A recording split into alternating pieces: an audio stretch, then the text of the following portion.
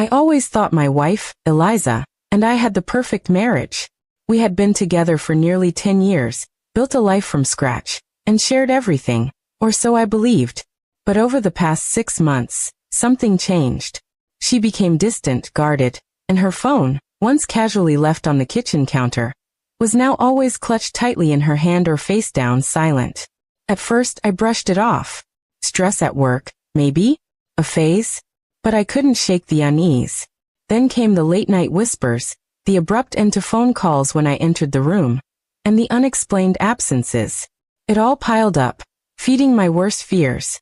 I started to believe she was planning something behind my back. Possibly a divorce. I didn't want to believe it, but my gut told me something was wrong. So I did what any paranoid husband might do. I snooped. I checked our shared cloud account, searched through emails, and even glanced at her browsing history.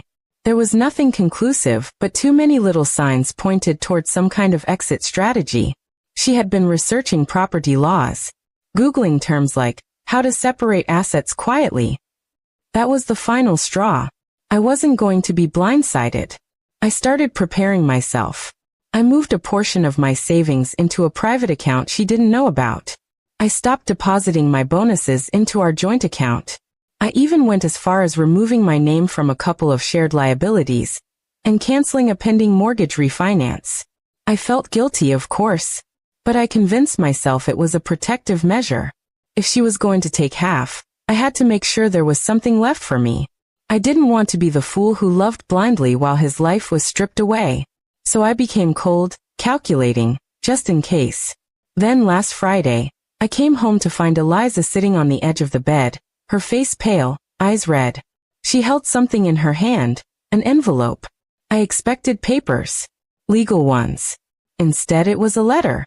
She handed it to me without saying a word. My heart pounded as I unfolded it, expecting the blow. But it wasn't a divorce letter. It was a letter from her doctor. She had been diagnosed with an aggressive form of lymphoma, stage 3. She had known for a couple of months and had been keeping it from me. Not because she didn't trust me, but because she didn't want to worry me while she explored treatment options. The late-night calls? They were with her sister and a support group. The searches about separation? They were about making sure I'd be financially okay if the worst happened. I felt like a monster. She wasn't planning to leave me. She was preparing to leave this world, and I had been hiding money, treating her like a threat.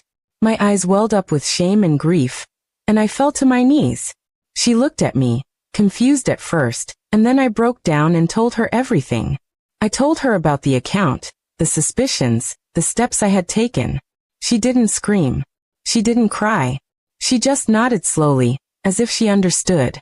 I guess we both thought we were protecting ourselves, she said quietly. In the weeks that followed, I closed the secret account. We used that money for her treatments. I accompanied her to every appointment, every scan, and held her hand through every awful day. I learned more about courage watching her fight than I ever had in my entire life. Sometimes love looks like suspicion when it's been starved of communication. We both made mistakes, but hers came from love, and mine came from fear. It's something I'll never forget. She's still fighting. Some days are better than others. But now we fight together. No more secrets, no more walls. And if we make it through this, I swear I'll never let fear come between us again.